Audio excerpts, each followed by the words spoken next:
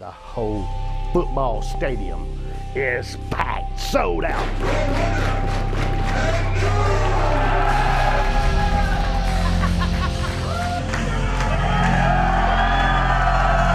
Woo! It's coming your way.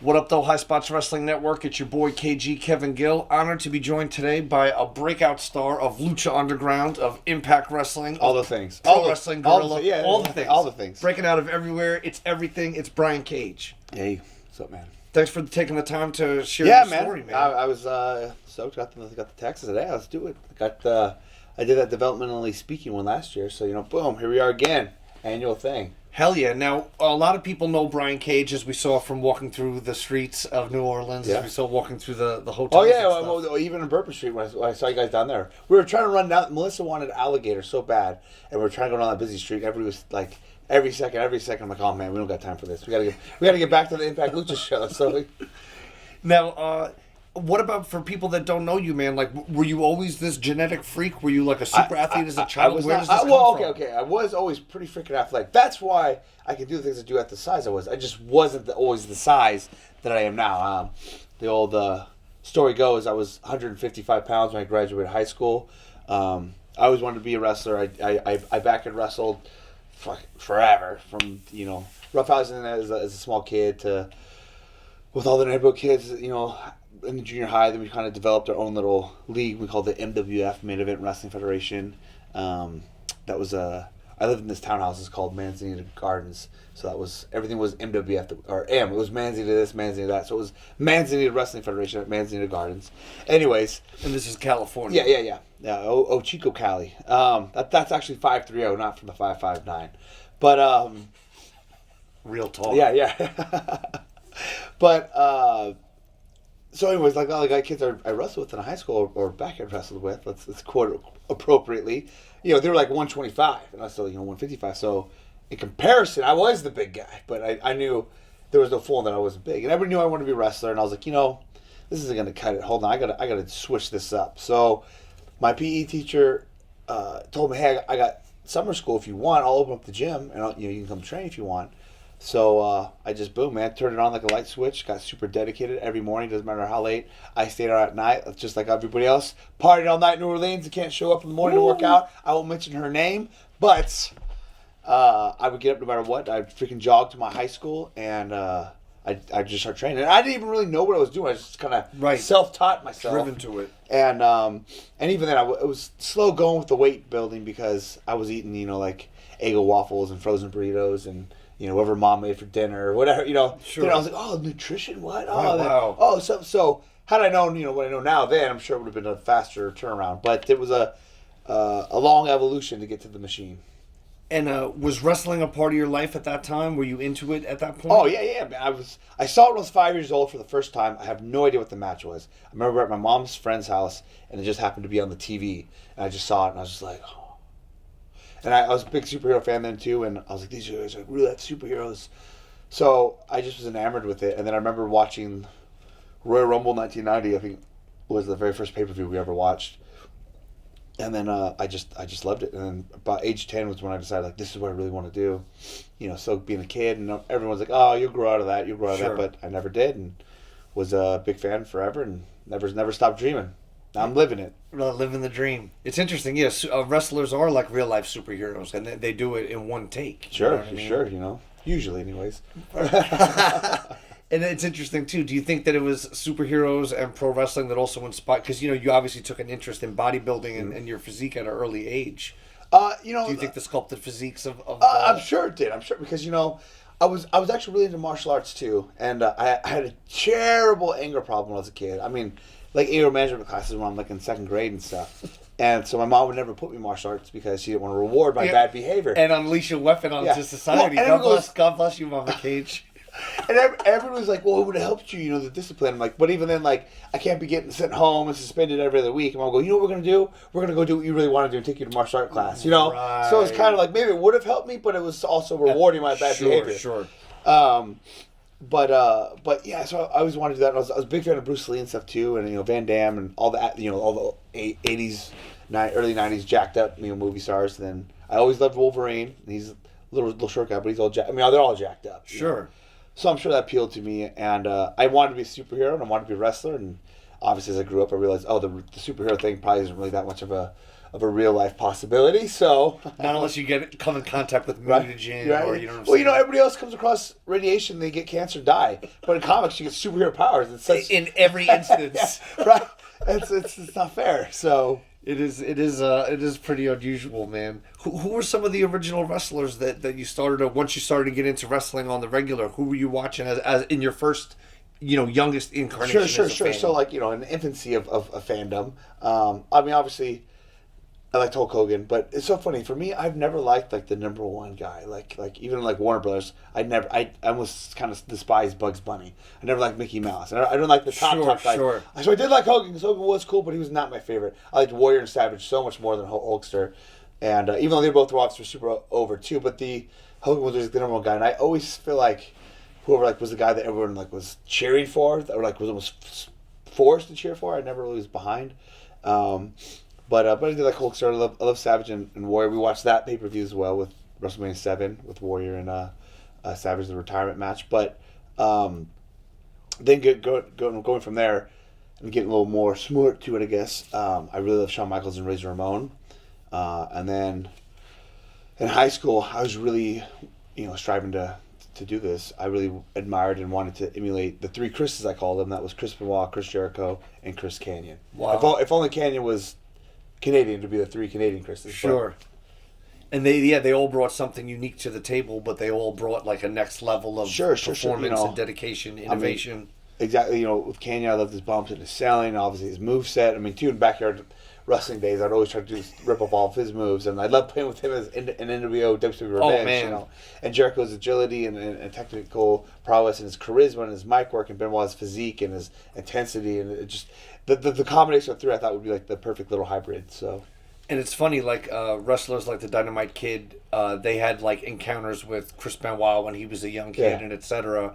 And then you, as a fan and a young man, you started to then have some interactions with Chris Kanyon, one of the people who inspired you. Dude, so crazy! I just got tweeted today. They're like, "Oh, I met Kanyon in Fresno at this show," and he sent me this old school flyer from 2001, and I looked at it and I go, "Wait a minute!" I thought about the date, and I looked up the date. I'm like, "Dude, that was 4 days before I actually met him at the Austin Appreciation Night on Raw," and that's how it started. I've told the story many times, but real quick, it was Austin Appreciation Night, and first time I knew I was going to get to see Kanyon live because I never went to any WWE events.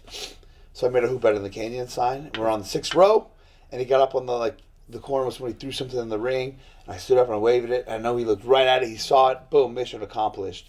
Angle comes out, sprays him off milk, yada yada yada. We go off there. So as we go fair though, they're still working it. Austin on the mic, they're getting their heat. They're probably burying the Kings, whatever they're doing. And as I start to leave, Kenny looks back at me, starts pointing, me, gives me the thumbs up, and so I'm marking out as a fan. And as I start heading up the stairs, I turn around and I see him walking towards the safety rails. So I run back down, and actually I kind of trip into the safety rails. And he kind of catches them. He's like, "Whoa, chill out, kid." He goes, "Here," and he gives me the "Who Better Than Austin" shirt that he gave to Austin that night, which I still have. Wow. And then he signed that, and he signed my sign. It was an awesome thing, and I put it over huge on his webpage, and his webmaster had forwarded it to him, and then he had emailed me on the DL. And then I talked to him here and there, and I just happened to be at a SmackDown taping when he came back from an injury, and he remembered me. I stoked, and I came out and I waited for him, and he double took me and he knew who I was and exchanged stuff, and that from there we just kind of developed into a friendship, and he knew how much I wanted to be a wrestler, and he helped me get into Deep South, and it goes parallels and parallels from here, but I owe a lot to Chris, and he was such a great dude. I think very underutilized, very underrated. I do a lot of homage moves to him now, and even my gauntlets, they have that little symbol, which is the symbol he had on his tights, so that's kind of my little R.I.P. Kanyon deal. And it's amazing, just think of it, Kanyon, such a respected contributor to wrestling, such an innovator, and then he so appreciates that a fan feels the passion for it. You know what I mean? That he goes so above and beyond. I wrote a report through a paper on meeting him, and how awesome it was so detailed, and that actually influenced me that much more to achieve my dream, because I wanted to make somebody else feel the way that I felt that night. It was just so unparalleled, like a top 3 moment for me. And it's realistically looking at it now, it's such a small like gesture, but it meant the world to me, and I think that he could appreciate that. And so yeah, man, it's crazy when you can touch something like that. Even now, when I get something online, and social media obviously helps fans interact with so many more people now like you couldn't before. But when somebody says like, "Oh, I inspire him to do this or chase your dream," or for wrestling or for fitness or whatever it may be, Sure.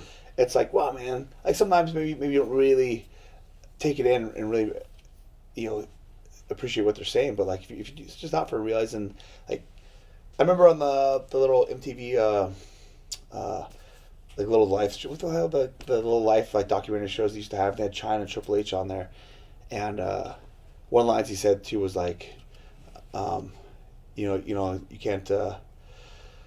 You can't ever guarantee you're gonna make it, but it's damn sweet when you get there. And he talked about how people like would be so impressed with him or inspired by him the same way. And he's like, man, I'm just a wrestler. And it's like the same thing. It's like, really, like I inspired you to do that? Like, bro, I'm just a wrestler. Like I go out there, I'm having fun. I'll go out there and wrestle in front of these people and do a couple moves. Like what? It's really not that big of a deal. Sure. But then the fact that some people can see it as such, it's like, wow, man, it is pretty. Just unbelievable, because I mean I was there as a fan seeing that and had that same feeling, and now I don't see myself as the same people that I saw. I'm just like, I'm just an average dude, man. I just get to wrestle, like no big deal. It's just amazing that giving back like that, and you never know. He made that connection with you, and that in essence changed your life. It moved you much closer to your goals. It opened doors. It never. I mean, my dedication never wavered or went backwards, but like that just helped move it forward. Everything else moved forward, and like he moved back to Atlanta. He goes, hey man, I can get you to Deep South, and like I went there, and which opened doors for me to get the possibility for some trials to California, which had led to me getting signed, and so on, so on, and so on, and so on. So he definitely helped me out a lot. How was the Deep South experience for you? How was the whole going from from your yard to getting to be friendly with one of your heroes to then being? I mean, and I was indie wrestling for a little while before then. Actually, my first pro match I considered my match against him, which was in July 2005. I got to work and we came out to my company and we started running like actual shows. Sure. Not everybody was fully trained, but whatever. We started running actual shows. Were. And true. And many will enter, some are trained. But to get to work my idol in my hometown and with my promotion, it was, and I did not want to go over, and he refused to let me put him over. I was like, no man, he's like, come on kid, let's face it. I mean, when we will get to work again, who knows? I'm like, what about when we main event WrestleMania? Glass half full. And he goes, no, trust me, like you should just go over and get it now. Yeah. And we did get to have a rematch too. We did Hurricane Katrina relief. Speaking of we're in New Orleans, so right. Look at that. But we did second Grand Canyon encounter for that, the Rumble for Relief. So I got to work him twice. But yeah, man, he was impeccable dude, really cool, and I was stoked to do that. And so anyways, getting Deep South, man, I was so excited, so prepared, and I walked in there and I was so intimidated. So I felt like I didn't know how to bump, know how to roll. I was just like frozen with fear almost. And it took me a while to kind of relax. I don't even know if I ever fully did, but we had Bill out there for like the first 4 to 6 weeks.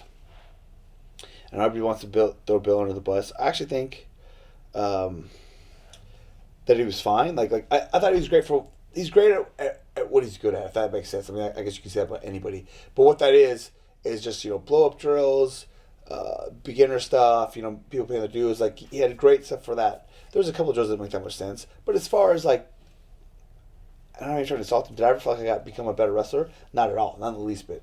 Like, we were doing some cool stuff, but I never felt like, this is, making me better. I'm learning anything. I'm just kind of, doing boot camp style stuff. Just like burning calories. And he would do some cool drills, but like, even if you're doing it wrong, he'd just tell you out of the ring, and you wouldn't even really know what you did wrong. Right, or how to improve it. And then when they sent him on his way and they brought in Dr. Tom Pritchard, oh my God, the first day I was like, I'm 10 times the wrestler. Tom is, without a doubt, easily far and away the best trainer in the world, man. Like, he's just so phenomenal. Like, I can't say nothing, too many positive things about Tom. I loved working with Tom. And being like the newer guy there, though I wasn't contracted, I felt more comfortable and more on an even playing field because everybody was new to Tom when he came in. Sure, right. It's a reset. Yeah, so he was really beneficial, and I enjoyed it there, man. I had a really good match with Tyson Kidd, T.J. Wilson. He came in right before they closed down the doors of Deep South, and he's one of the guys I think is one of the best in the world that never really got to showcase it. And then I was supposed to work Zack Ryder actually one-on-one when he's still part of the Major Brothers the following show. And then out of nowhere, the office came down, cameras to black, shut the sumbitch down, and sent it all to Florida. So it was short-lived. I was only there for maybe 7 months. And how was the vibe? You talked about being someone who wasn't under contract. You were there on your own dime, on your own volition.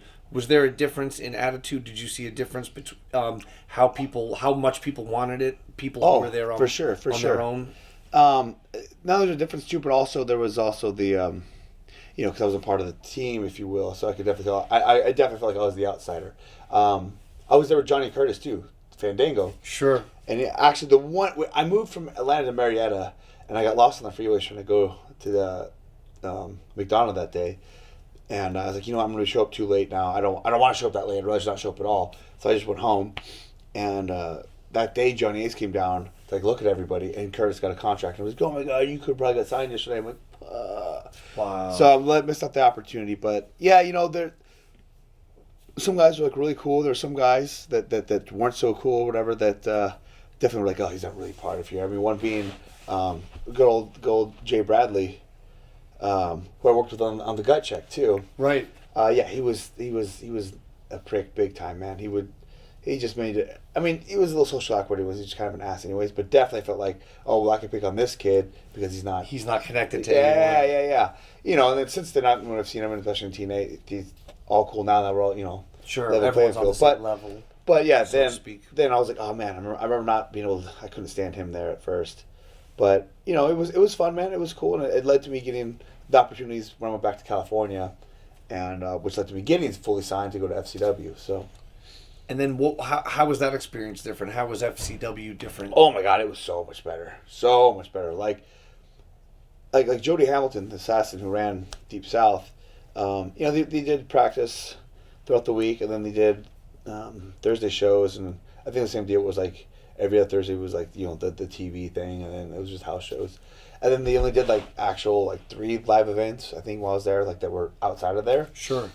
FCW was just just the setup was so cool. They had all these rings, this badass arena, they had a little training thing, they had trainers, they had all the coaches there. That it just was so much more. I mean, it was it's funny because the Deep South to FCW was FCW to NXT, because now NXT is so much more massive, in sure. Their training center. But it was great, and it was cool too. It was very rewarding to have a lot of the guys that were still from Deep South still being there, and Tom included. And then to see me walk through the door, and it was kind of a little bit of a celebration on the inside. And I know Tom felt really proud and happy. Oh hey, you stuck with it. You're here not too long later. So it was a good feeling, man. And then do you feel like is that where you really came into your own as a performer? Is that where you feel you got your? I even then I was still a little timid, and then I had this main event match. Was actually supposed to be with Low Key, and he got hurt. So they gave me TJ again, who had just been called to ECW and whatever, and they just said, hey, can you fill in this match? And Tom's booking was like, hey, go out there, you guys have the match you can have, kill it. And so we went out there and we did it, and that match was the match that really kind of put me over to everybody else. And everyone's like, oh my God, you got so good so fast. I'm like, no, I just finally was super comfortable. I know TJ, and we work well together, so it was great. And then that, I had a bunch of matches with TJ and Trent Beretta, me and Justin Gabriel or PJ Black started teaming up and working really together as a tag team, and I felt like it was really, really coming together pretty nicely there. That's awesome, man. It's so cool that it all just kept moving forward like that. And then, I mean, from there though, things were going really good, but obviously that run. So everyone knew that someone was getting called up. They told us, hey, someone's getting called up to Raw next week. Or supposed to be. And I actually was in talking in the office back and forth for a while about a raise. So I was anticipating a raise or being called up, because everyone thought it was going to be me. Like, oh, it's definitely going to be Logan. I missed a call from the office on a Saturday, and I was like, oh my God, what? So I called back. I'm all excited. I'm getting my raise. I'm going to go to Raw. I'm doing both. Who knows? Here we go. Hello. What's up? Yeah, let's do this. And they're like, oh, well, we're going to come to terms with your release. And I'm like, no joke. I literally answered it. I was so excited. They said that, and I was all making sure it's the right number that I answered. Yeah. And I was like, did you call the right person? I was so dumbfounded. I'm not even because I'm so good. Sure, but literally you can't believe it. No, because nobody else could. I remember when that was announced, everyone and their mom was texting me like this is absolutely the most ludicrous release I've ever seen. No one could believe it, and it just was crazy, man. And I later found out it was due to there's a couple little string of events, but I know I guess I got put on or like a mark tallied against me because I hurt my shoulder when I was doing rehab, and they had a couple of agents there. I don't remember what agents there that were there, but I guess they wrote a somewhat bad review that we don't know why this guy is here. He just sat in biz casual all day long. He didn't do anything. He never got in the ring and train or whatever. And I'm like, they can't cross-check the notes and just see that I was hurt. Though I think I did. I was on the show, but as a lumberjack, so I didn't do anything. Sure. I just went out there and stood there. I guess they just threw me out there. So maybe to them that looked like, oh, he's on the show, but he's not doing anything. But I couldn't. I was just doing my rehab stuff, and they passed a really strict rule where okay, when you're hurt, and you have to do that. You can't get in the ring, just to prevent any. It was mega hurt or anything, but sure. The guy, you got to wait a week before you get back in the ring. And then they had this big show where everyone's dad and more agents were on it, and I had torn my groin against Ryback, and I had this really simple, easy match, and I wasn't supposed to be on the show too, but they put me on it for this newspaper article somebody was doing on me, and they're like, hey, Tom's like, look, you shouldn't be working. I'm like, I have it all taped up, it'll be fine, Tom. He goes, all right, we'll just have him shit can you, go right to the heat, turn around, come back, finish, 3 minutes, nothing. So he grabs me, shit cans me, I hold on, I turn around to springboard in, and he's supposed to give me a big boot. This guy, Aiden Frost. And I'd worked him before, and I did the same exact cutoff before.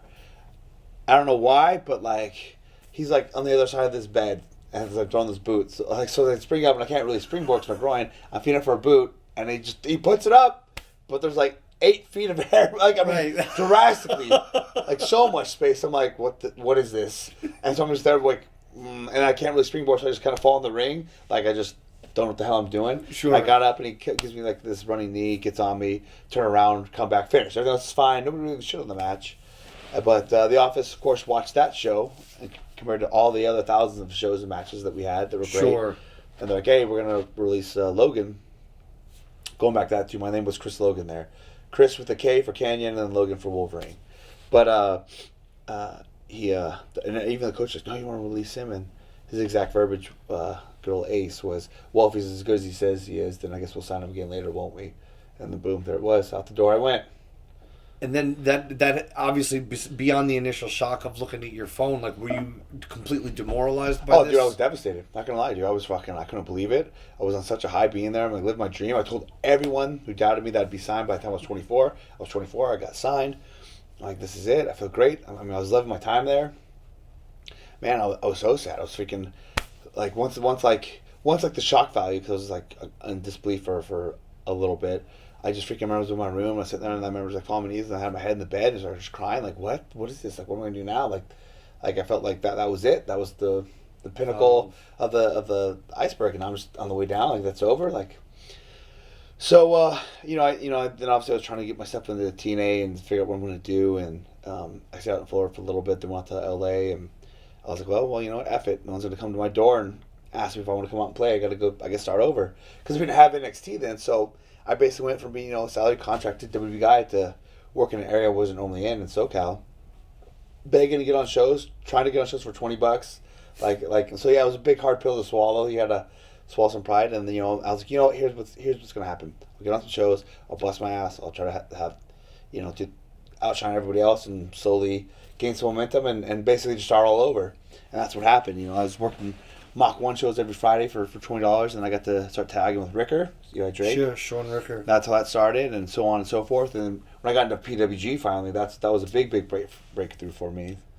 So yeah, PWG is you know what I mean. It's amazing that just getting on that platform, and it's seen all over. The Highspots Wrestling Network and everywhere worldwide. Everyone at every facet of the business, bookers, whatever, they're all watching that. Sure, product. of course. I mean, yeah, I remember when I was even hadn't been working that long and not even that over, and then going to places in New York or Canada, and they're all doing the Get Your Shit In champs. What? It's nuts. So I mean that definitely helped relaunch me big time. So now, in that, outside of the you get through the initial shock and depression, was it immediately that you just knew you're going to move to California? Did you have any thoughts of trying to stay in Florida? What was your initial plan? I kind of wanted to, but that's what I was kind of weighing my options with TNA, and it just kind of wasn't going anywhere. This guy Lance Hoyt hooked me up with Mike Kleiza was trying to help me out, and yeah, I just kind of wasn't going anywhere. So I was like, you know what? I want to go back to Cali. That's where I'm from. And because I have a son, a lot of people know that too. I'm like, I can't just choose to live this far away from him if there's nothing, no reason to, you know? So I went back out there and made it happen. But I still was like pretty desperate to get back to WWE. I was just, like, okay, look, I'll put my head down and start grinding, but I want to go back to WWE. And they actually ended up offering me a contract not too long afterwards. And then it got rescinded. It was. You garbage. think the money would just save on the legal processes just to, you know what I mean? Instead, just keep you signed. Right? It was junk. And then the casting for Tough Enough happened, and I didn't try to get on it or anything. And the casting agency's like, hey, why haven't you? Because he would go to the Championship Wrestling for Hollywood or NWA from Hollywood, whatever it was at that time. Sure. And they'd be like, hey, why haven't you tried, done anything for him? Like, well, I felt like I was already signed. I think I could. Like, no, we actually want you on the show. Like, look, basically, they're like, hey, just fill out the paperwork. We're going to put you on the show. Like, we'll hotshot you through everything. So, like, okay. So I go and I film all these stupid videos at the film, and I fill out all this paperwork. I do these little interviews. They call me. I do some of the more questionnaires. They send all the paperwork for me to fill out, all the background check stuff, all that jazz. I send it all back. They're like, cool, all right. And they're like, oh, we'll fax you one other thing you have to sign tonight. And I was on my way to LA. I'm like, okay, here's my buddy's phone number I'm going to be staying at. Because I have shows this weekend down there, and I'll get it there tonight. I'll sign it and I'll send it back. They're like, cool. So I get in real late, and then I get a call from, I remember the girl I was even dealing with, and she was like, hey, I'm sorry to be calling you. I normally would never be calling you asleep. I know you're paranoid about getting there and getting this back ASAP because we needed it ASAP. He goes, well, I just got the revised list for the show, and you're no longer on it. And even now, I don't know what that was about or who made that call or whatever. You can just go like, oh, was it WWE or whatever, but I don't know. But I know that like they came to me, said, hey, we won't put you on the show. Hot-shotted me through everything. Like, oh, wait, never mind. You're not on the show anymore. And I was like, well, fuck. So there was like the second like temporary relief to, severe disappointment. Right, and it's like a moth and a flame. You're right there in that mix, and it's like, what the hell, man? So then, I don't know when this was, but, whatever, sometime in February of 2011 maybe it was. I don't know. But they were in Fresno. That's where I was living. That is the 559. That's why I say the 559, because I lived in Fresno for many years and when I was on Lucha. But anyways, so I hit up Ace and I was like, hey, blah, blah, blah, the rescinded contract, here's what happened there. I was on Tough Enough. All I did do this commercial for, whatever, my long spiel. Right. If you guys are in town. Here's all my bullet points. And I go, what's up? Could we talk? He goes, oh, I had no idea you lived in Fresno. He was like, oh, yeah, for sure, please come down, to the arena. I'd like to talk with you. I'm like, awesome. So I go in there, he sees me, he goes, hey, you got a minute? Brings me in his office. He's like, oh, what happened with this and with that? And we're talking. He goes, I know we wanted you for NXT 3. Then became all girls too, but he goes, I was really bummed. I really wanted to work with you. I'd love to have you back. And I'm like, why'd you release me to begin with? This is what I'm thinking in my head. Sure. But, and he goes, he's like, hey, check it out. We're less than a month or a month away from Mania, whatever it was. And he goes, let's get through that. Stay in touch with me. And then let's see what we can do about bringing you back after that.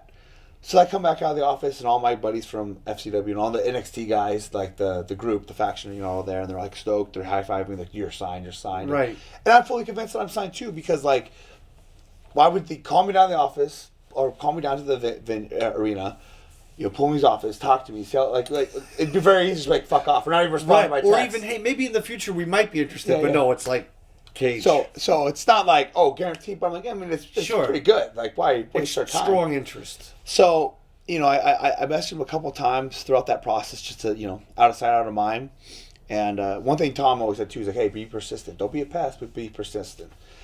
And, it was fine. And then Mania comes and goes. And I actually even think I went out to that WrestleMania and even like the after party with PJ. And I saw him there, talking, and I felt good about everything. So, hey, waited a few days, hit him up, like, what's going on? What can we start doing? Nothing. Did it again, nothing. Then finally he responds to me. He goes, hey, kid, we're no longer interested. Just that. Just simple as that. I'm like, what? And I'm like, just like, again, disbelief. I'm like, what do you mean? Like, what do you mean no longer? I don't get it. I thought, I thought this was happening. Like, why would you call me down there? Whatever. He goes, well, again, let's face it, kid. He goes, you're average at best.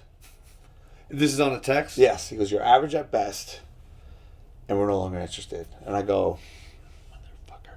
So I go, okay, let's really face it. We both know I'm better than average, but I appreciate you responding to me. Maybe we can work again in the future. And that's I wanted to say more on that, but like Yeah. I'm gonna give a little edge back and then just keep it professional. Like okay, and that brought me down really like so down again because it was like right there at the cusp of the iceberg. Brought me so down again that brought me over it. We're like, you know what? Fuck this place. I don't care. Like. I got released. I freaking literally broke me on my knees crying. Then like, oh, okay, I'm going to get resigned. No, I'm not. Oh, tough enough. Oh, no, I'm not. Hey, come to the office. We're going to resign you. Oh, no, I'm not. Like, all right, you know what? Forget it. I don't care if I go back now. And once I got that feeling, my life got so much better. Like, it's amazing how much... And to a lot of it, I'm sure it's a placebo just because you have a bit better outlook on stuff, more positivity, right? Yeah, PMA. But, and then, slowly but surely, everything else started coming up, so... That's amazing. Yeah, it's just having that moment and doing it on your own, and you started to make a lot more moves at that time. Sure. And, it's funny, too, when my contract got rescinded, too, it was literally, I think, the day of or before my PWG debut. So that's kind of funny, too, against Brandon Bonham, yeah. Wow. Now, a lot of people know that, actually. I forgot about that, too, because I remember driving to PWG going... What the fuck? My contract got rescinded? And I was like, maybe I can work this out. I'll talk to him, whatever. And I was like, and I went to kill the bottom, and then that's funny because that really led to me to a lot of other avenues. So, and think about that, how incredible! The biggest wrestling corporation in the world, rescinds it. It doesn't work out, and then meanwhile, in a Legion Hall in Reseda, in front of 400 super sweaty intoxicated. No, there was like 750 that night. That was the Brian Daniels. Oh wow! Return. It was packed that night. Damn. But. I was quote the legal number. Oh my goodness! Speaking of him, here's a funny little irony to, there's no validity to this, but it's just too coincidental. So Brian got offered a contract, and he turned it down, and then I got signed. Like we were on the same little loop when I got signed. Then when I got released, he got signed, and then he got brought in for NXT. When he got released for NXT, they offered me the contract back. My contract got rescinded. A couple weeks later, he got signed back to SummerSlam. So I don't know if can't be two Brians or what the deal is. You guys have the same slot, right? You have the Brian slot. That's awesome. So you feel like was Gorilla really the thing? You feel like that? I think that really opened a lot of doors for me to especially just the indie world, and then obviously the more over you get in indie, the more namesake you start to build up. Then, I did this tryout for AAA that didn't go anywhere, but Conan saw me, and I was really good friends with Norman from FCW. Sure, so Norman, they kind of buddied up. Norman Smiley. And Conan's like, hey, we want to bring in AAA, but, business is down, but don't worry, we're going to do this company in America, and blah, blah, blah. And that kind of became, what was it, Lucha Libre USA? Yeah. Yeah, and then that eventually became Lucha Underground. So he hits me up and goes, hey, remember when I told you we were going to need that job like 4.5 years ago, whatever it was? He goes, it's finally going to happen now. And I was still on the fence on signing with Lucha, and I finally started to do some stuff with Impact. I did a couple dark matches. I did that gut check. Right. Which seemed to get you over, really. It seemed like... And even on that, too, they said, like, hey, we let it go. Win or lose, it's a shoot, but we're going to sign you. And you're only going to get signed faster if you do it. And after I lost, you're like, hey, you're exactly what you're looking for. Like, just don't worry, we're going to sign you. Like, again, going back to that, too, you're basically not perfect and exactly what you guys want, but you didn't sign me. But anyways. But we're signing you soon. Yeah, right.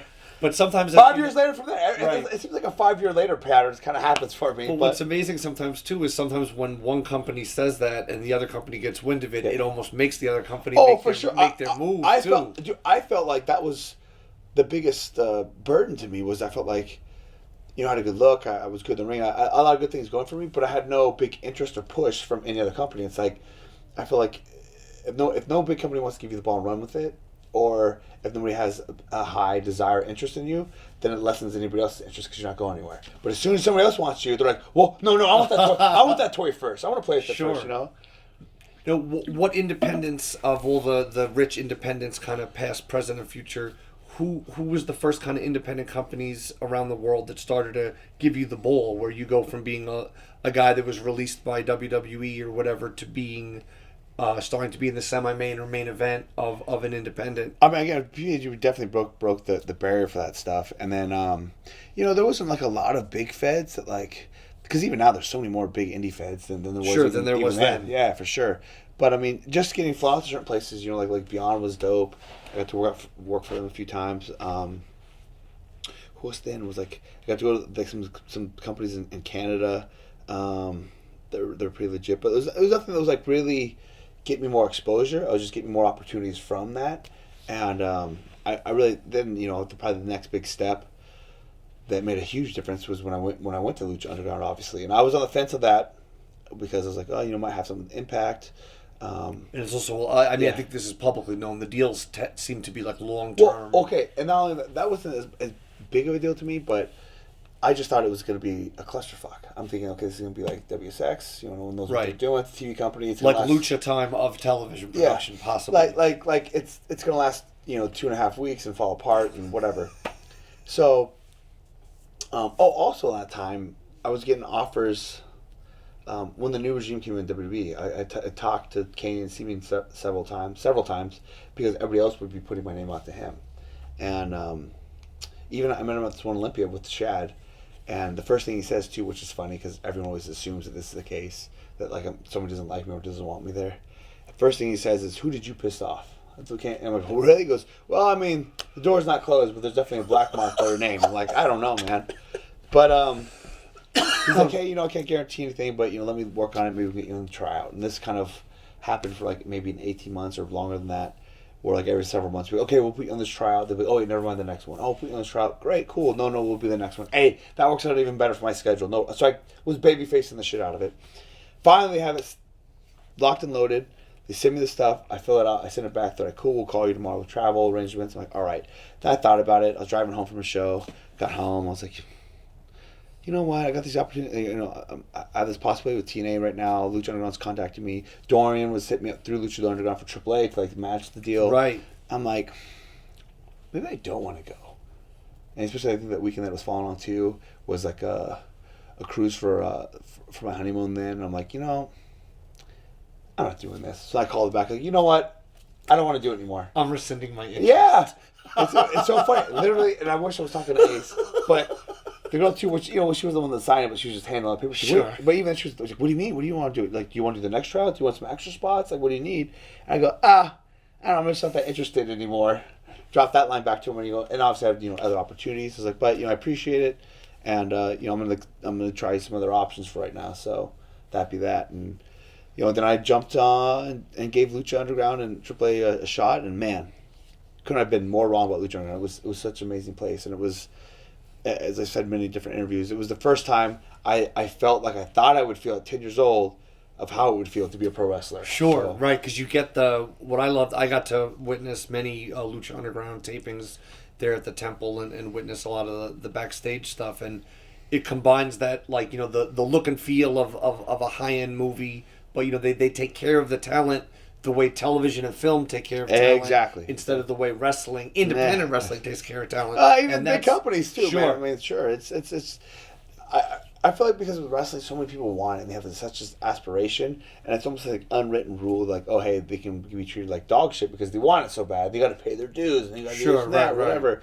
And it's just we take it and we're like, okay, cool, because we're happy to do what we want to do. Whereas that being more of a Hollywood-esque type of feel, they try to take care of you like a star and treat you like a star, which was so new and so like, oh my God. As I told you, get per diem and catering and this and that and nice hotel and flights or paid mileage and all these like little perks you would never get, And how nice the hotel is. Dude, it's not the Motel 6 by the airport. I mean, they're just so, and even better yet, man, just how everyone's demeanor. There was no politics, no backstabbing, nobody, like even WWE man when it goes extra or want to sign, like half the crowd or half the roster seemed like just depressed and down and just like, I don't know. It just took all the like high school shenanigans out of it, and everyone just seems so upbeat and positive. We're like, hey, we're all in this together to all make it look better, and like you can do whatever moves you want, you can do whatever you want. Like go out there and just have the best match you can have. I don't care if you're first or last, 6 minutes or 12 minutes. Like let's just go out there and have fun and do something new. And that's what it was too. Except with the cinematic feel of it, it became more of a TV show about wrestling than a wrestling show on TV. So. Sure. Now, when you showed up for your first day of Lucha Underground, tapings, I know there was a lot of vignettes and stuff shot too, and behind-the-scenes tapings. But did you know what your character was going to be at that time? Did you be given some advance word, or did you kind of come in to it and get briefed? Well, I did a couple dark matches before I did like the actual first TV deal, And like, hey, we're gonna keep your name the same, and like we like the machine like moniker deal. So I just kind of wrestled, I guess kind of generically in the dark matches. And they're like, okay, for the 4-way, they're like, all right, yeah, we want you, to be a beast. We want you to basically just eliminate everybody, kill everybody, maybe no sell some stuff, and just we're gonna build you up to just be this monster. So it's kind of how it just started from there. And who have been some of your favorite people to work with so far in Lucha Underground? I know you've got to work with like everybody. I mean, yeah. Seemingly. I mean, obviously, like he's gone now, but Puma, Ricochet is amazing. Is definitely one of the best workers in the world right now, and of our generation for sure. Getting to work with Morrison was awesome. Somebody I get to watch, and that guy's a freak athlete as well, and a movie star. Movie star, all kinds of things. Getting to work with Mac, we have great chemistry. I probably worked with the Mac more than anybody in the world, and I was working with the Mac back in Mach 1 days. You know what I mean? Right. Within PWG and everything else. I'm glad Cobb got brought on. As Matanza, he's phenomenal. Phoenix and Pentagon are great. Just getting to work the luchadors too, because I worked there a little bit, and then I went to AAA, which made it easier too, because I'd already kind of familiarized myself with a lot of the lucha guys. Jack Evans, I haven't really worked with much with lucha, but I got more of a relationship with him, and I've worked him outside there, and he's phenomenal. I mean, the talent there is pretty I've worked with them or not. I mean, even the Cross and Strickland, and I mean, there's so many people that are awesome. And there's so many good people, I almost forget, like, oh my God, I forgot he's here. Because it's literally... Oh, shit, Fox is here too. Yeah, if you're on that show, you're amazing. You're in that short list of best people in the world. Sure. I mean, even there's a match I have on there with Chavo that was so great. And I remember I felt so good because Chavo was stoked about the match. I remember we even went way over because they were confident. And even Chavo, I was letting him kind of lead it. And he goes, I'm like trying to rush to go to the finish stand. He's like, no, fuck it. We're doing everything we called because he's like, he wanted that match for himself, And he even said afterwards, like, oh my God, I haven't had that kind of match or feeling for, X amount of years or whatever. And it was awesome, man. Now, keeping it spoiler free, of course, to honor the wishes of Lucha Underground, what can people expect from the new season? Because there's a whole new season in the can. There's a whole new season. And they just announced the release date, June 13th. Nice. And so, you know what? It's a lot more of the same. Obviously, it's a new venue, new look in the temple. There's a few surprises as far as appearances and people that are involved. But I felt like it was such a it was the shortest season that we've done, and I felt like it was a little rushed. I definitely felt it was more of a 3.5 rather than a 4 and 4. Sure. You know what I mean? But there's some great action, some really good matchups. Some big surprises. Yeah. But I feel like it's like just a small continuation. It's like it's not on season 4 and then 5. I feel like it's just a small continuation and bridge from 3 to get to 5. Sure. But I mean, it'll definitely fulfill everybody's lucha withdrawals to get to 5. And for the word on the street, I think 5 won't take so long to get to. So sure. Yeah, I get the sense it's going to be out with the quickness. Now, a big thing we were talking about in the car ride over here was that Pro Wrestling Guerrilla making the move. For over a decade, they've been at the American Legion Hall. They've revolutionized the wrestling industry, period. And, Brian Cage. Yeah. and with Brian Cage. And now they got that whole new... They're out of the Legion Hall. They have a few farewell shows, all available on the Highspots network or highspots.com ultimately. And then they're moving to this amazing new venue that you've gotten to take a look at so far. Yeah, and I went to work there, but when I saw it and got to see everything, I'm like, wow. It made me want to work there that much more now just because it looks so cool. And I said because the producer's such a great product, but that venue looks so trashy. And it was kind of the appeal, right? Sure. It's like CBGB's or something. Yeah, but I mean, let's be real. Okay, so first of all, there's Legion Hall Larry, who's a total fucking asshole. Let it be said. Let it be known. Cage. Here's what pisses me off with this too is people. A lot of the guys backstage will kind of joke lightheartedly, with him or whatever. and I'm like, I can't joke with this guy. This guy's a fucking dick. What do you guys, right. I'm not gonna. Because everybody hates him. You guys trying to be like, haha. I'm like, nah, fuck this guy. So I was just talking about him the other day too. I'm like, he doesn't let us in the locker room until the doors open for no reason. Nothing's happening. Nothing's going on. It's just a power move, right? He doesn't turn the AC on, which last time I checked, you rent a venue. There is AC. Took me a couple years to find that out, that there's actually AC. He just doesn't turn on to flip the switch. And I'm like, last time I checked, when you have a venue and you pay for it, you get PG&E, you get a roof, you get fucking the flush the toilets, whatever. Yeah, that's included. And he tried to say if all the fans pay $1, $2 extra for the PG&E bill, I'm like, you're gonna run the AC for a couple hours, it ain't gonna charge you that much. Let's get real. Right. But his office is fully AC. He got that wired separately. And then even then, I would use the microwave to reheat my meals. I eat of which you do eat often. And I guess he caught wind that someone was using the microwave. So he started duct taping the microwave closed. Oh, I saw that. And I'm like, I didn't know that. are you kidding me? So I just ripped the duct tape off, not like it's fucking Fort Knox. Right. Then he like moved it some other place where there was no outlet. Like actually All-Star Weekend where Flash Morgan Webster, it was somewhere else. I was like, give me that shit. And I just picked it off and brought it over to somewhere else and plugged it in. And Danny was like, hey, what are you doing? I'm like, whatever. I don't care, man. I'm gonna Right. cook I gotta food. heat my food. I'm like, this is stupid. And maybe the worst. There's a TV backstage for the security camera that's on there that we can watch. Now it's a really complex device. Like most TVs, there's a button. This is power, and if you turn it on, it turns on, and we can watch it. And if anybody presses that button outside of Larry, he loses his shit because like, no one's supposed to touch the TV. They're gonna mess it up. Blah, blah, blah. I'm like, he pressed power. What the fuck are you talking about? Right. So like everyone has one. So he's just a disgruntled man, and obviously, like I said, he's just power tripping it, and he just wants and like that place has only lasted so long. I feel like because of PWG, like right. I don't know, and I know they had a good long term relationship. And they didn't have to worry about insurance and booking dates and blah blah blah. It was easy go, but I think it'll overall definitely work out for the best for PWG because now it's got a better look, better field. He can fit more people in it. I mean, he could have been sold way more tickets a long time ago. Oh, yeah, a long time ago, and selling out shows in other cities. Yeah. If he chose to, if Super Dragon chose to. What about the other we see now the UK doing so well. We see Japan doing so strong. Everywhere. I mean, like, okay, here's the thing that too. I feel like WWE is the conglomerate. They're not going anywhere. They're the mecca. They're what everybody knows in pop culture. But I feel like everything else, I think WWE's a little stagnant, whereas everything else is on the rise. Like you just said, UK is blown up huge. Freaking all the indies. When else could you make a living off the indies? Right. I don't think that was ever possible. Right. Like, I mean, there's guys that are decently good that are making a pretty good living without to work another job just off the indies. That's amazing. Right, and merchandise has helped revolutionize merchandise it too. so much. And I think a big thanks to all that too is social media, obviously, and putting everything out there. Everybody can see stuff. I think 90% of wrestlers I'll watch, through viral, avenues. Yeah. But obviously, Japan's blown up huge.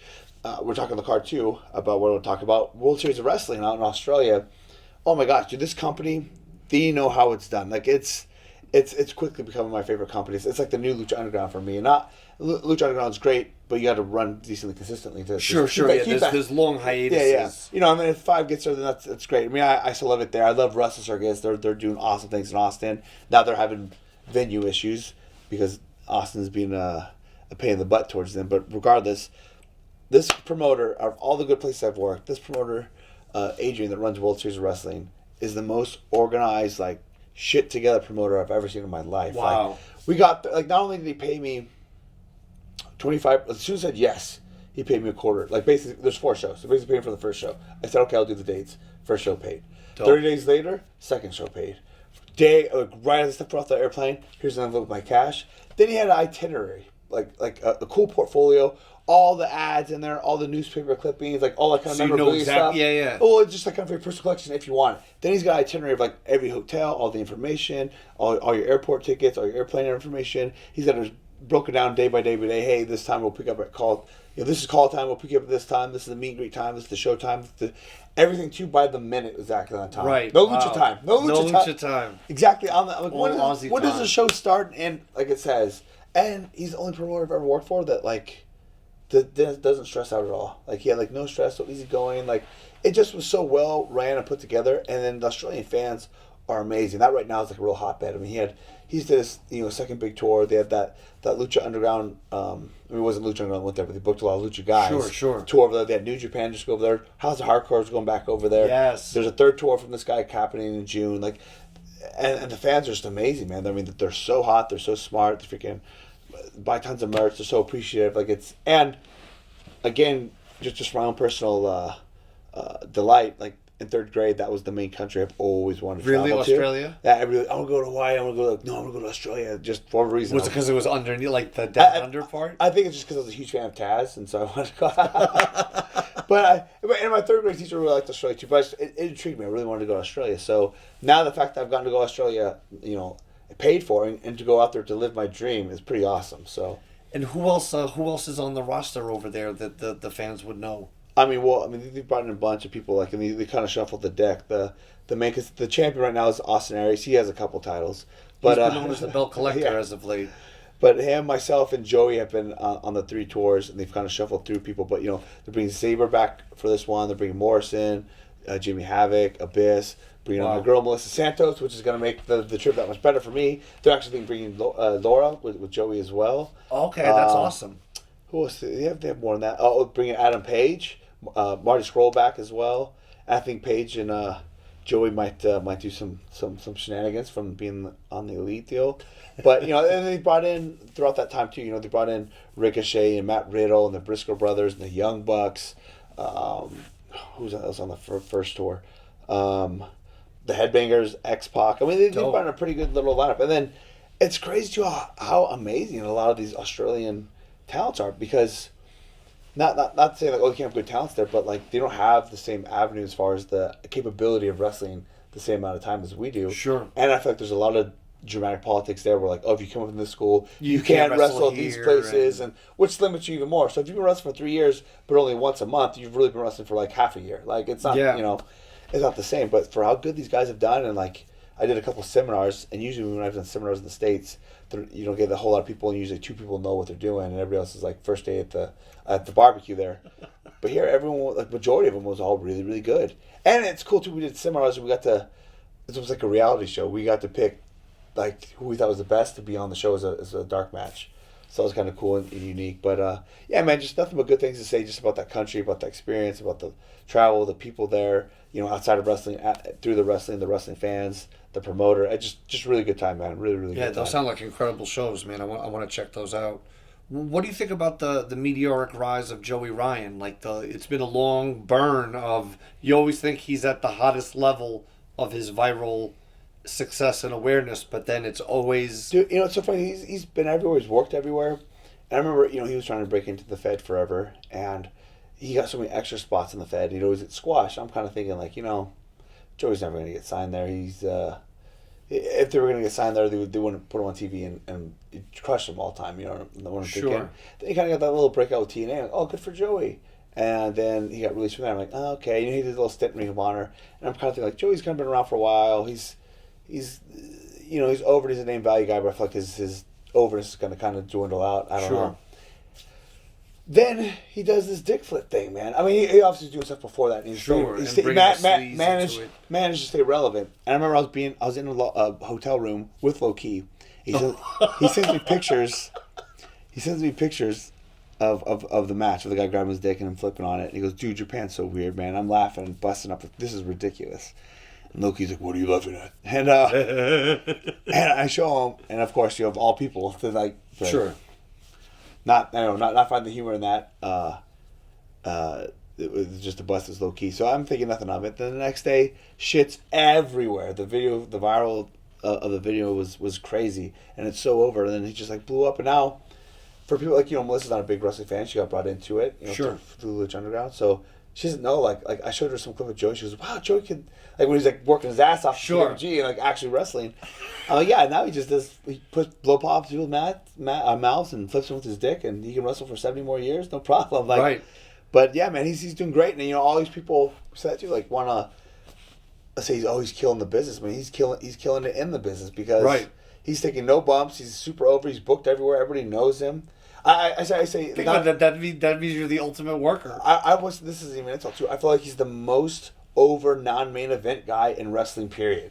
Like, it's crazy how over he is, and he sells so much merch. He's just doing so well for himself, and he's not over from I formerly was this person here. He's over because I created my own thing, and he directly communicates it to the people. And he's been wrestling for so long. He's been all over the place. He's already done so many different avenues and kind of reinvented himself. And now this is just so over and it's so good. And I saw him on that Crash show. I've never seen him do that one where he did like the chain dick flip.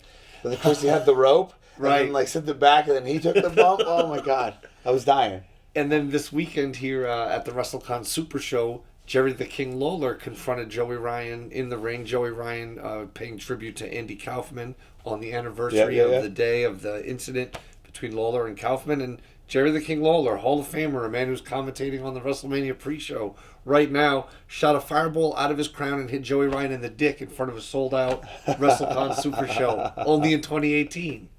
So good, man. And that's just that's this week's viral thing. You know what I mean? Who knows what Joey Ryan I mean, yeah, is and coming even up then, even after the Dick stuff, he still had recreated the Dick stuff a couple times. He had the proposal to Laura in the ring. Like there's so many the Macaulay Culkin at bar wrestling. Yeah.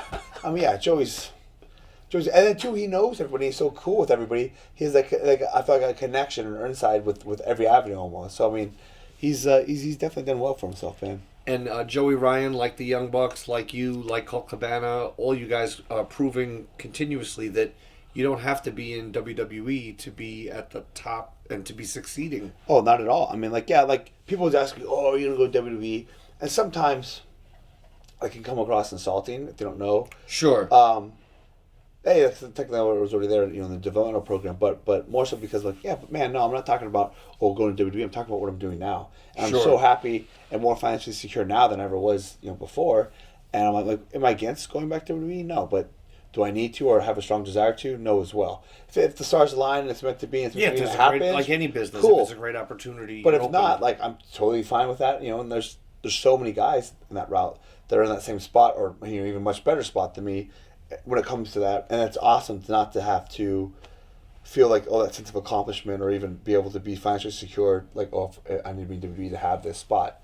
So it's awesome. And then now too in this era, with everybody kind of working together in some degree, you know what I mean, with the Impact, with Lucha, with Ring of Honor and New Japan, like all those kind of avenues trying to crisscross a little bit.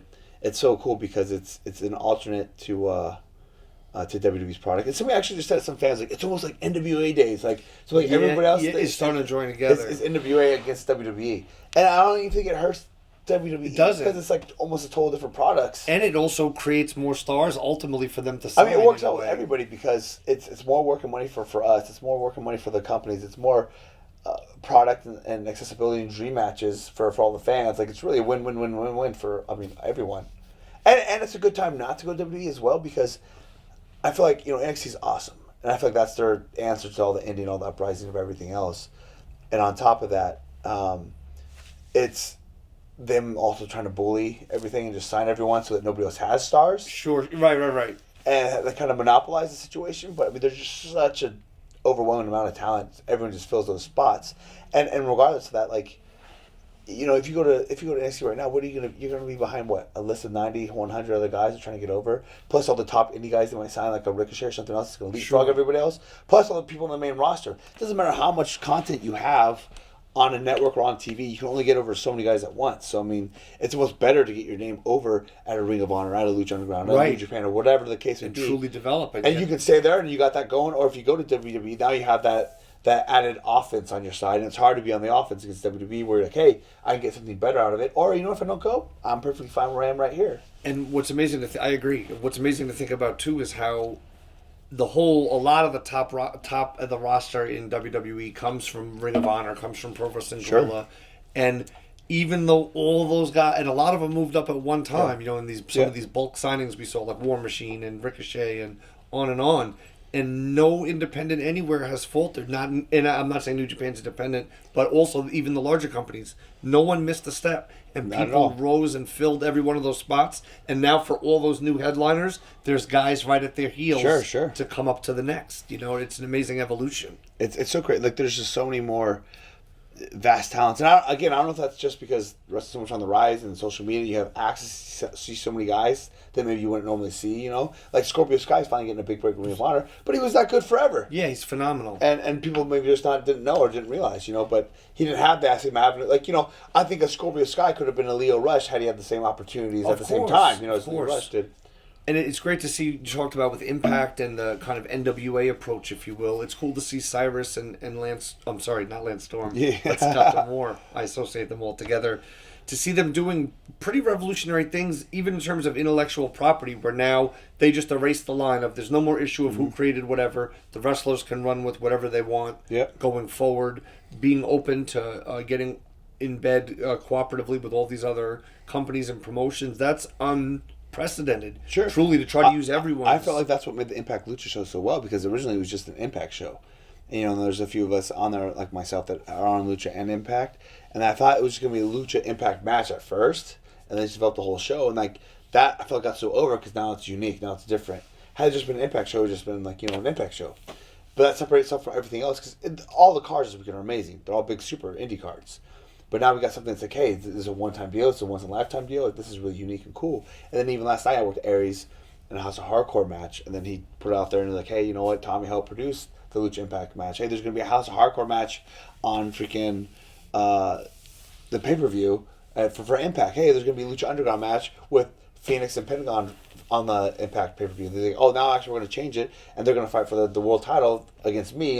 So it's just cool to have all these, like, wow, all these like, little cool dream matches. And, you know, and they did some cross-promotions for, you know, Impact and TNA, or obviously WCW and New Japan, and even ECW and WWE. Yeah. Because you get this stuff that you never see. And obviously Vince bought WCW, but when he brought the whole Invasion angle in, like, that was like, oh my God, stuff you never thought you'd see. So that keeps it surprising, keeps it cool. I mean, Aries then was on Ring of Honor, you know, as a guest commentary challenge. So you have all these possible opportunities that seemed impossible. Like, hey, you never know now. Like, what's going to happen?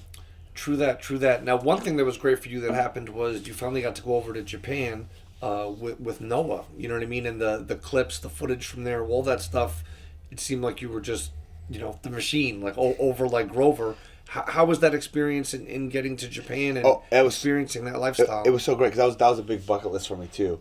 And you know, I'd been trying to get to New Japan and I couldn't because I was with AAA, and Simo's relationship with New Japan conflicted with me being with AAA. So then when I got to AAA, I was like, hey, I'm trying to get over there, and it wasn't happening. And I know that everybody wants to get over there, and they have a big freaking Gaijin rosters on top of the regular roster.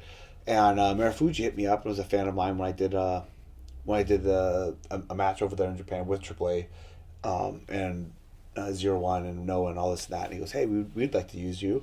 And I'm like, all right, well, hell, I'm not going to say no. I mean, that still gets me over in Japan for sure. And then my way of thinking was like, oh, if I go over to Japan and get over, it'd be easier to get into New Japan. Sure. Not knowing that they kind of severed ties and it almost made it harder for me. But regardless, it was so awesome, man. Just getting to be over there and still work in front of, obviously I was in Wrestle Kingdom in front of all that, but still, I was still there. I still worked some awesome shows. I got to back to Broken Hall and you know, got the sponsored dinners, got all kinds of stuff. Sure. But got my Riviera jacket, you know, it was great. And then I got I feel it was one of the best matches of my career, man, against Nakajima, against my last match there for the title. It was incredible, man. I love that match. I've seen it so much, and I've very rarely I see a match where I'm like, oh, I wish I would have done that. Like that to me, it's not saying it's a perfect match, but for me, for like how I envisioned the match, it almost came across exactly as I thought it would. And then, you know, the Meltzer gave it a 4 3/4 stars. Okay. You know, that's a pretty. So it's very high, and it still gives you a tiny bit of room for improvement. You know, that the way I look at it, if I'm on Star Search, I probably won that episode. So, 100%. So, you know, I'm feeling good about that. That's incredible, and I would imagine. I mean, I feel this way, and I'm sure a lot of the fans do. Is that New Japan does seem like it would be a very natural fit for you. It seems like it's. I almost was expecting you to be announced for the Long Beach event here. And I was hoping so much, and I don't know, everybody says that because they like, oh, you got the look, the size that they like, you know, in America, but then you can move, like all the juniors, and I'm like, yeah, I'll just give me the opportunity, I know I can get over, and that's what I was thinking with Noah, and that's what happened with Noah as well, and they loved me, and again, I had a great time with there, and, you know, and I would love to get to New Japan again. You know, if it doesn't ever happen for whatever reason, then it's not like an end of my career or by any stretch of the imagination. But I felt pretty certain it'll happen. Like I was even talking to Romero about it, and he's, you know, been pushing for it too. And he even thinks like, oh, I'm sure it'll happen. I don't know when, you know, or whatever, but I'm sure it'll happen. And that's all. It only needs to happen at least once, and I feel good about it. But you know, whatever. The cards will fall where they fall and when they're supposed to fall. So. It was cool to see Jeff Cobb made some impact in New Japan as well. That was awesome. I mean, I love Cobb. I wish him the best. I was bummed for what happened with him and Riddle because they were supposed to go there together.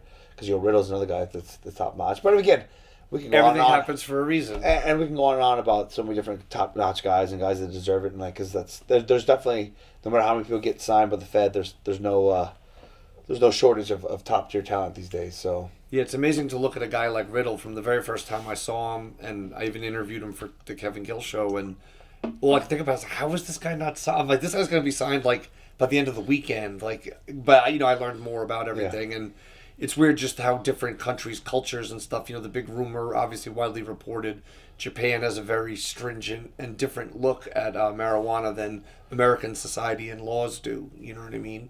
And allegedly, you know what I'm saying, whatever. Matt Riddle, he's an outspoken fan of the marijuana leaves and vapors, but who knows? As America changes its laws dramatically, ultimately, I think Japan will too. Yeah, and even in Japan, speaking of that, like it's funny, like certain spots outside you're not allowed to smoke, but inside you can smoke. And I'm like, wait, what? Right. And I'm like, I mean, okay, it's, I mean, teach their own, but it's me. So I remember outside, I'm seeing things like no smoking sign, like, but you can smoke inside. I'm like, what? like forget our lungs, we don't care about that, but the atmosphere, no, keep that carcinogenic out of here. Like, gotta stay inside. Did you have any, or what were your most fun experiences in that Japanese kind of like sponsored dinner and sightseeing? And did you go to Tokyo? Oh, Disney? dude, I did so much. I remember like Ricochet was like, "Oh my god, where you at? Where'd you go to this? Oh, did you do that?" I'm like, "Bro, have you been coming for years? I feel like I've done more than you in 2 weeks." And like, I mean, anytime we're in Tokyo, just chilling. I was like, "All right, I never get to see much. I'm usually like, hey, airport, hotel, venue, hotel, airport, gone. You're in and out."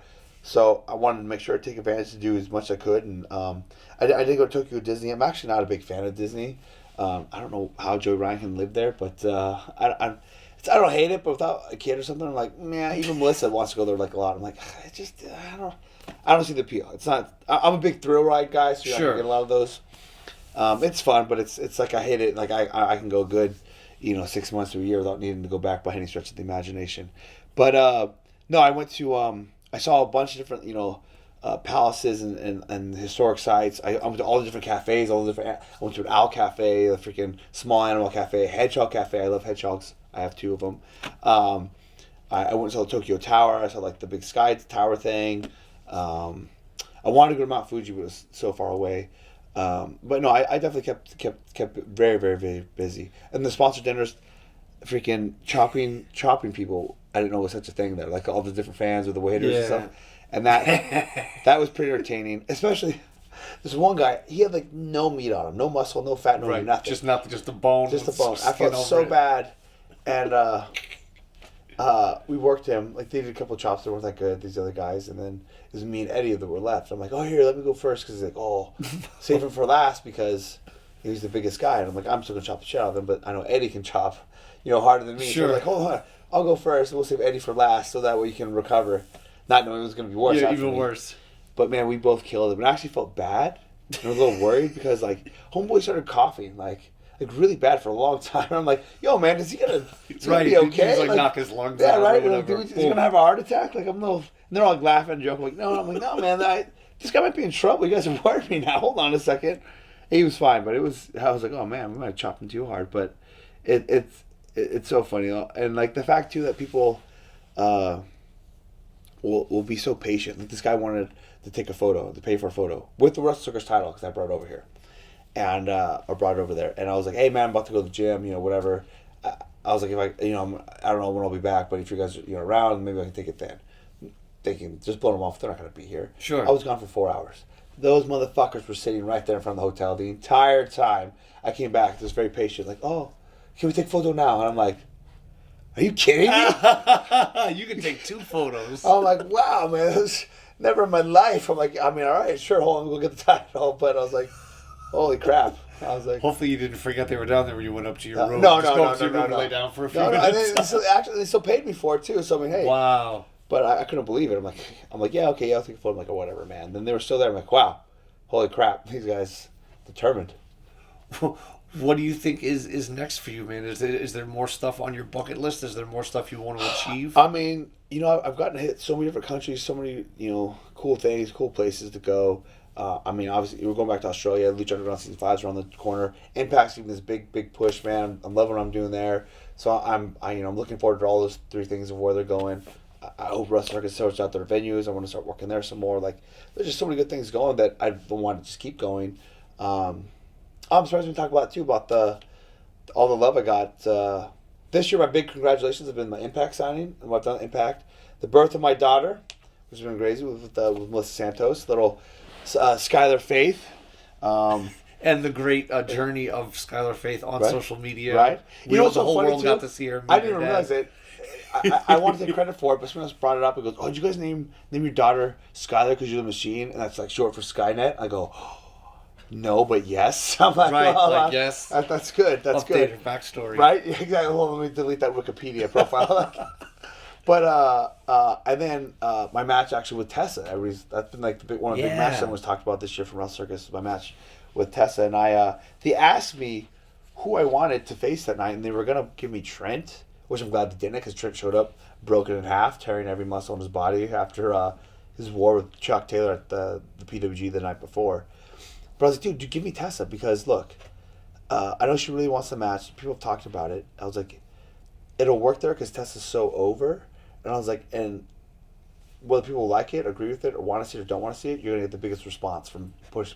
That's going to get the biggest reaction. Sure. If you booked me and Trent, it's like, oh, cool, it's another cool indie show. But if you make Tessa, people are like, what the fuck, this can't happen. Or like, oh my God, I can't wait for Tessa to win. Or, you're going to get response. Gonna happen. Right. It's going to it's going to evoke a reaction. And it definitely did, man. And I thought we went out there and I had a lot of fun, man. I've only done 2 intergender matches with her and one on Lucha with Taya, and both have gotten phenomenal responses. And both, too, when I'm like presented the original times I've got presented both those matches, I kind of laughed. I was like, okay, we couldn't really have a real match. I was, thinking that too at first, but like, okay, how can we though? And it was sure. Loved both of them. So. And that you talked about the birth of your daughter. How has fatherhood changed you at all? Has it changed Brian the person or the man? I mean, it makes me a little more, gushy wherever you the little boo-boo baby talking when you're at home. I like when we do film stuff, like you hear Melissa talking to her like that, it's not that big of a deal. When I hear my voice talking like that, it does sound a little funny. I'm like, oh man.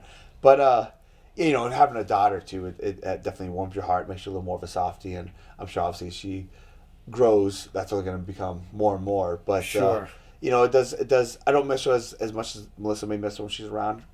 With the mom connection, I'm used to always having to go away and be away, but she's already sent me videos too and pictures as we've been talking. And when I see those as well, it definitely gives you the added warm heart feeling. And then you become the parent, like, here, look what she's doing. Look at this. Oh, let me show you this one. Let me show you. Right. Oh, they're at the zoo. Hold on. And it becomes so cute to the person, like, look, I don't even know you. Why are you showing me a picture of your daughter? Get out of here. So, but no, it's been great, man. It's been a good year. It's only barely over 3 months in. We're in the fourth month.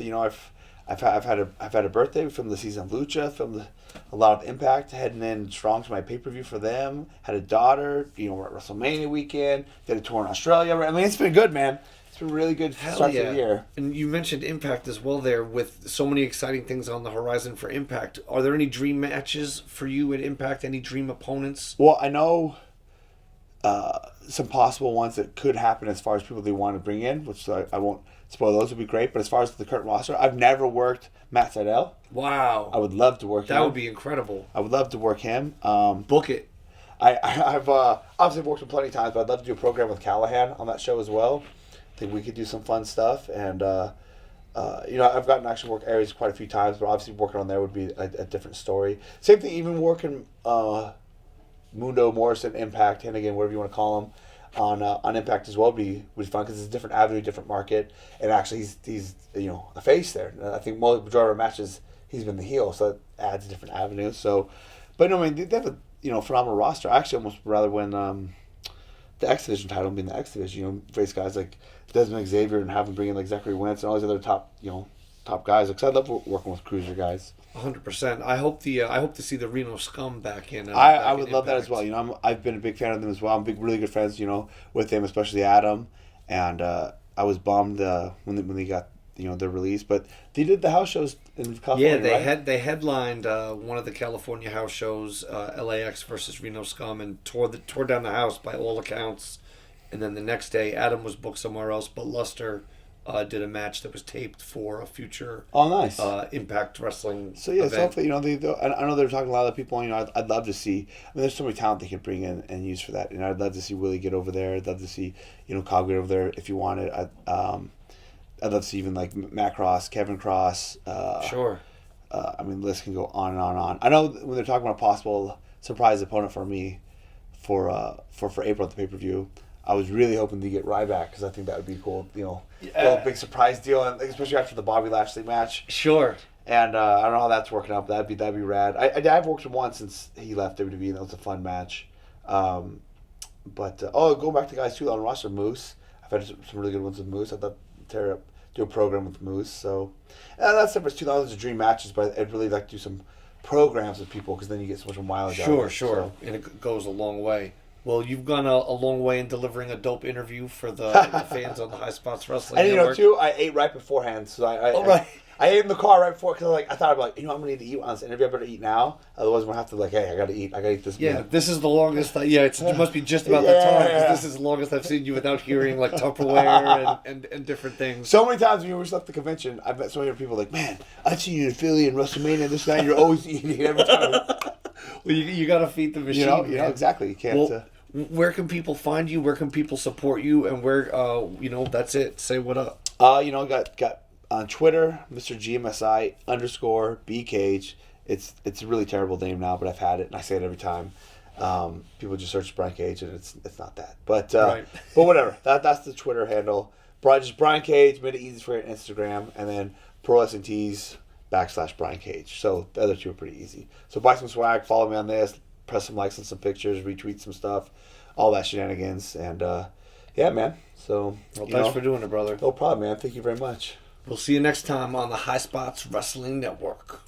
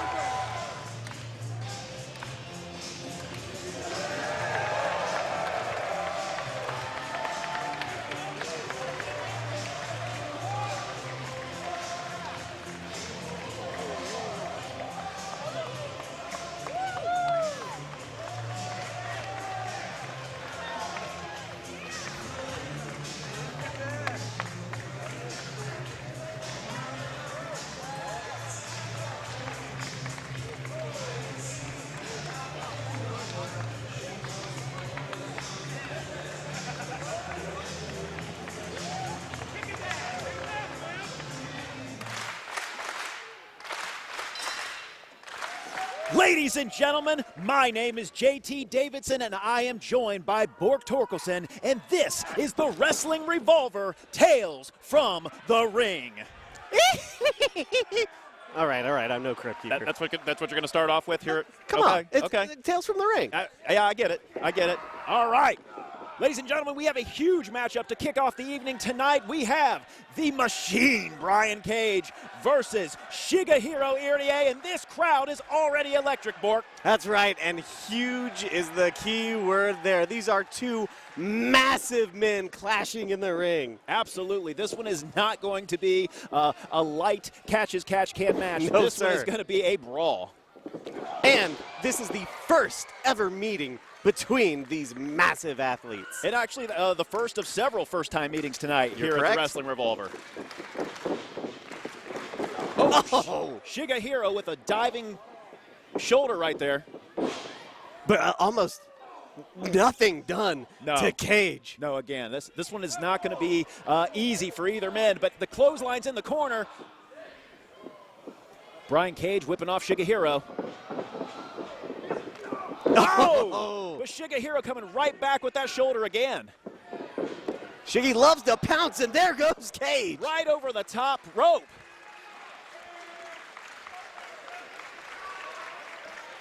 Now, Shigehiro may be a huge man. Oh, but he's not afraid to fly. There's a cannonball drop.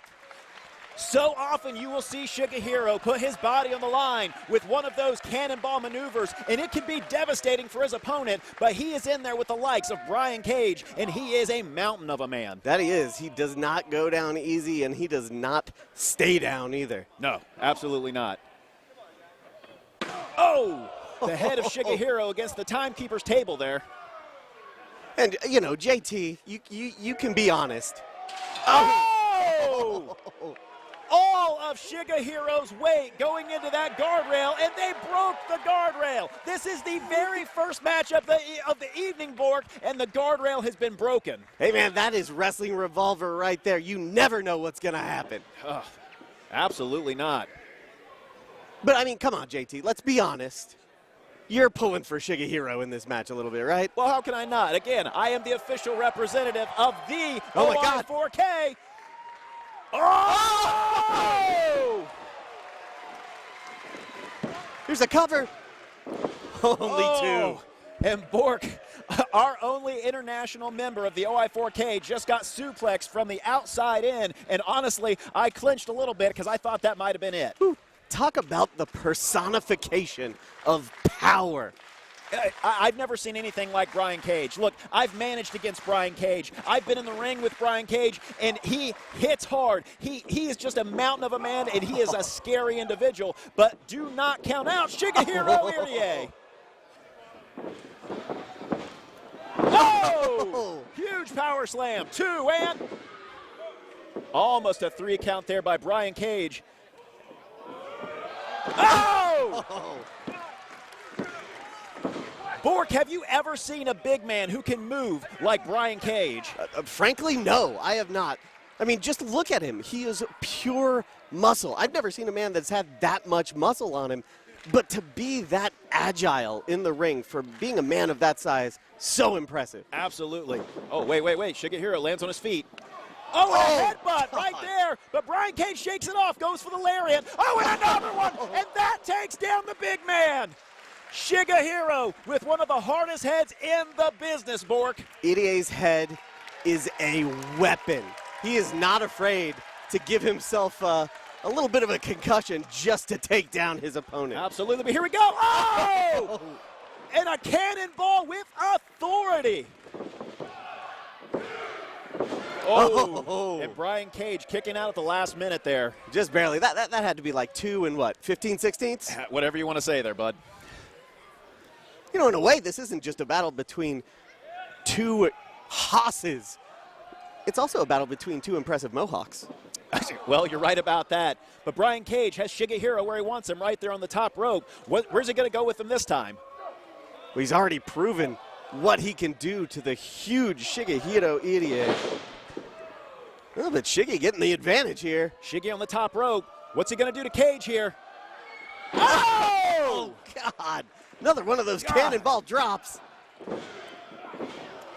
Every part of Shigehiro's body is a weapon, Bork, and he has so much impact, so much just ferocity in that ring. It's incredible. You are not wrong about that, but Cage perseveres, getting back up to one knee and now both feet. And you have to imagine that this is the first time a lot of these fans here in Iowa have seen Shigehiro live. Yes. I mean, it has to be. Oh! Oh! Oh! Cage has him up on the shoulder. Oh! He's got him. That's got to be it. Oh! Cage got cocky there and did not hook him properly, and Shiggy gets the shoulder up at the very last second. You're absolutely right there. You cannot take any shortcuts. I don't care if you're the size of Cage. But listen to this crowd. They are getting behind the Japanese beast here in Clive, Iowa tonight. Hey, they may not be able to pronounce his name, but they're trying their best. Oh, huge forearm from Cage. Oh, a smaller man that would take out. Oh! Again, going for the lariat, but Shiggy has him. He's got him. And boom! He's got him. Look, he's got him locked in. Shigehiro, that kata hajime is so dangerous, and he can put that on just from anywhere in the ring. Absolutely, but Brian Cage working himself back up to his feet. Look at that, picking up Shigehiro like he weighs nothing. Again, back on the shoulders. Is he gonna go for it again? Oh! Big power bomb. Oh, you're kidding me. And number 2. Oh my God. Oh, buckle bomb. What a display. And there it is. God. What a way to kick off Wrestling Revolver, Tales from the Ring.